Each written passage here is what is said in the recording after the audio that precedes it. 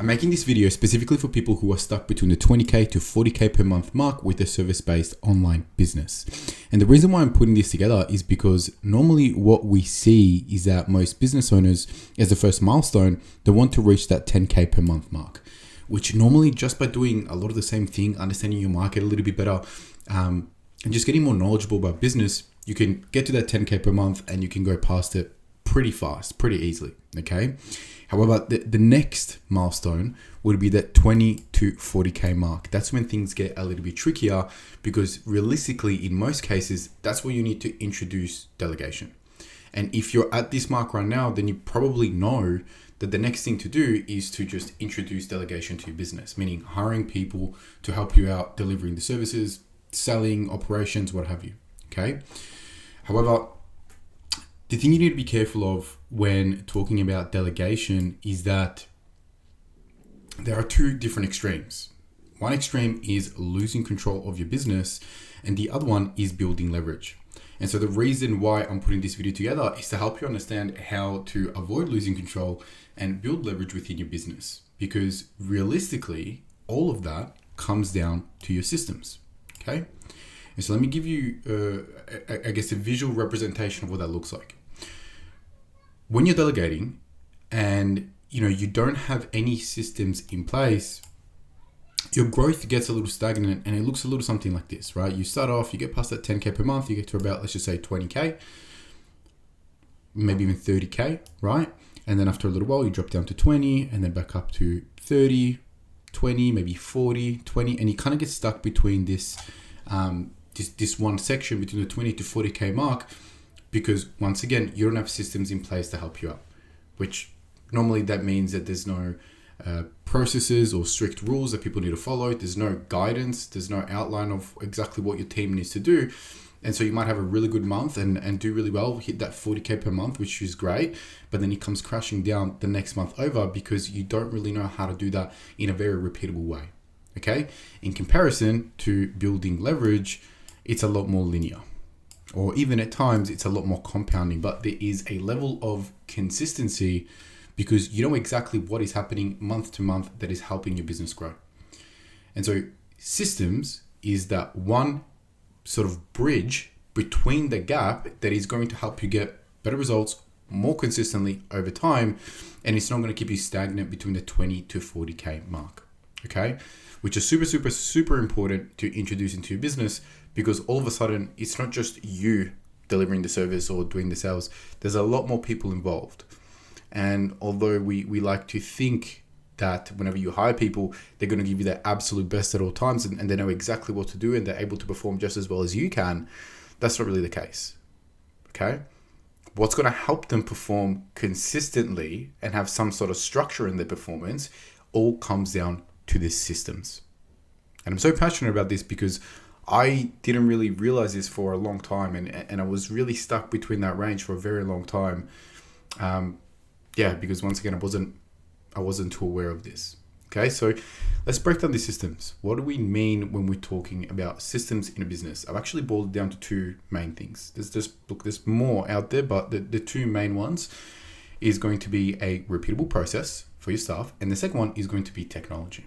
Okay, so by repeatable process, what I mean by this is that there is, once again, like I mentioned earlier, some sort of structure in place on how your team or your hires need to perform or the things that they need to do in order to achieve the desired outcome. So for example, if you have a salesperson that is doing the selling for you, then a repeatable process might be the framework or the script that they're using, right? That might be one of the things. Or even we can have a very specific process in terms of how many meetings they're taking per day, how many meetings they're taking per week, what are the sort of key metrics that they need to hit, and what can we put in place to make sure that they're hitting those key metrics, okay? And that's not just for your sales team or for a sales rep, that's for every department in your business. And so if you have even a personal assistant, right, you have somebody in operations, you have somebody in account management and fulfillment, it's the same thing. Whenever we're delivering that final result, we want to make sure that there is some sort of framework put in place.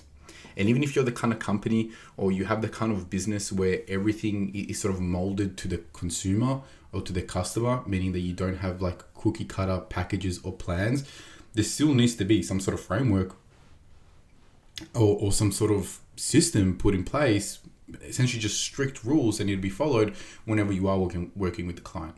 Although the outcome might look a little bit different, you need to know that, hey, on day one, we do onboarding, and onboarding looks like this, right?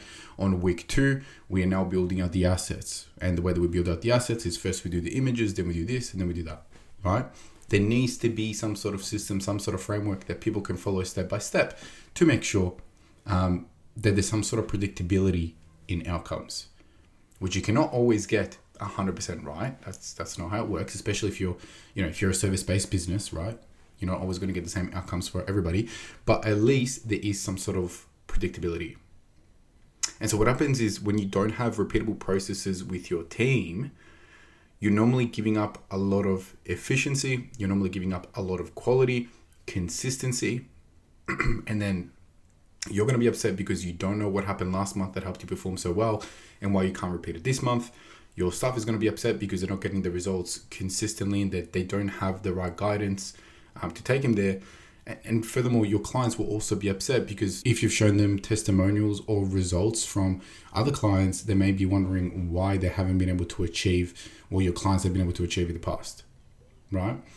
And so you want to make sure that you're introducing those systems. One more thing that I will say about this is that when you don't have processes and systems in place, and so you don't know exactly what is working in your business, a very dangerous thing that can happen is that you can also start over investing into staff and delegation.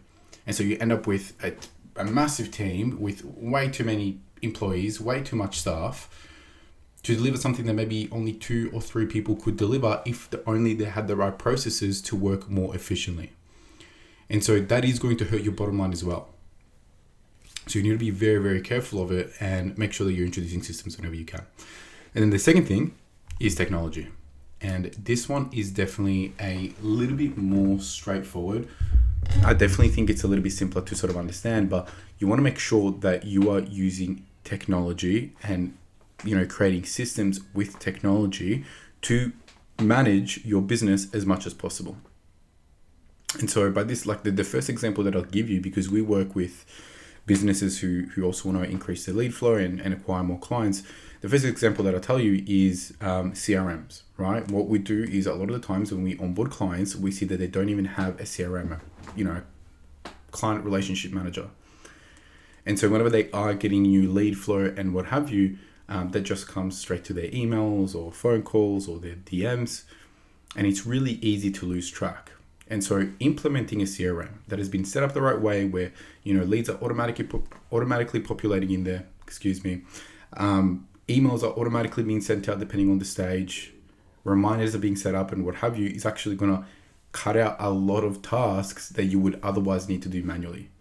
And so on a CRM sort of example, that one sort of, that one example might be, instead of spending time looking through your emails at everybody that has inquired and trying to figure out when you called them last and what conversation you had with them, you save all of that time and all that efficiency within yourself and within your team just by using a CRM that takes all of that down for you, right? In the same way, whenever a new lead comes through, you get pinged with a notification right away. You see it in your dashboard. It's much easier and, creates a lot more efficiency within yourself and within your team. And that's not just, CRM is not the only example. There's a million other things, whether it's going to be in your operations, whether it's going to be in your accounting, whether it's going to be in your invoicing, anything. Having the right software actually working with you and help you be more efficient in your business is going to be key. And it's really going to help you cut out a lot of those useless tasks or the tasks that are taking up too much time when they shouldn't. And so once again, and I'll say this for the last time, for this video, whenever you have the opportunity to replace a certain task or activity with technology, do it.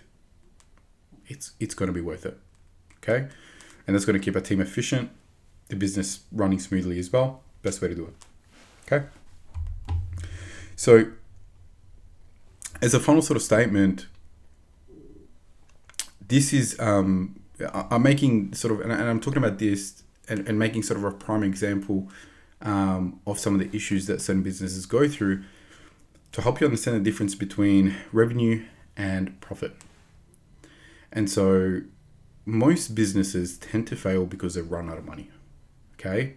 And the businesses that run out of money are usually the ones that are only chasing for revenue. And so if you over-invest into your business, you hire too much staff, you spend too much on advertising, on marketing, on what have you, contractors, right? It is easy to build up their revenue and break through the 20 to 40K mark. But you're going to find yourself in a very tricky position where, yes, one month you've hit 60, 70, 80K in a month, but then the next month you don't know how to repeat that process. And you might even find yourself in a position where you've overinvested. And now you're going backwards and you're losing the money the next month because everything that worked the month before isn't working again and you don't know why. Right? And so be careful. Whenever you're trying to break out of the 20 to 40K per month mark, it can get very, very dangerous if you're just chasing for revenue. In reality, focus on your profit margin. And so that means whenever you make a new hire, whenever you put a new team together, whenever you decide to tackle a new point or a new side to the business, right? A new service, let's just say. Make sure that you have the right systems and processes in place to make sure that that staff member or that team can work as efficiently as possible and as predictably as possible. Look, here's the thing. I've gone through a lot of staff members we've hired, we've fired, we've made big teams, smaller teams, and what have you. And another thing that I will say is that you might find yourself in a position where you find a star player. And so they come into the team and they're able to get really, really, really good results for your business, whether it's on a sales, operations, fulfillment, whatever. And so you think you're fine. You think you're in a good place. Maybe you don't need to introduce any more systems. You just want to let that person do what they do best, and that's it. In reality, that's going to hurt you because that person might not stay with you forever. And so you don't want to find yourself in a position where you're relying on somebody and their skills and their performance to carry the business to more growth. You never want to be in that position. Which is why, even when you do get somebody who's really, really good and performing really, really well, still invest into your systems and figure out what is it about what that person is doing, or how could I help somebody maybe that doesn't have the same skill set as this person perform just as well, and introduce them as systems to your business. Because once again, these people might leave. You can't rely on people saying they might outgrow the business, they might want to start their own business, they might move somewhere else, what have you. So make sure that in order to stay prepared and stay in a very predictable state, make sure that you're investing into your systems.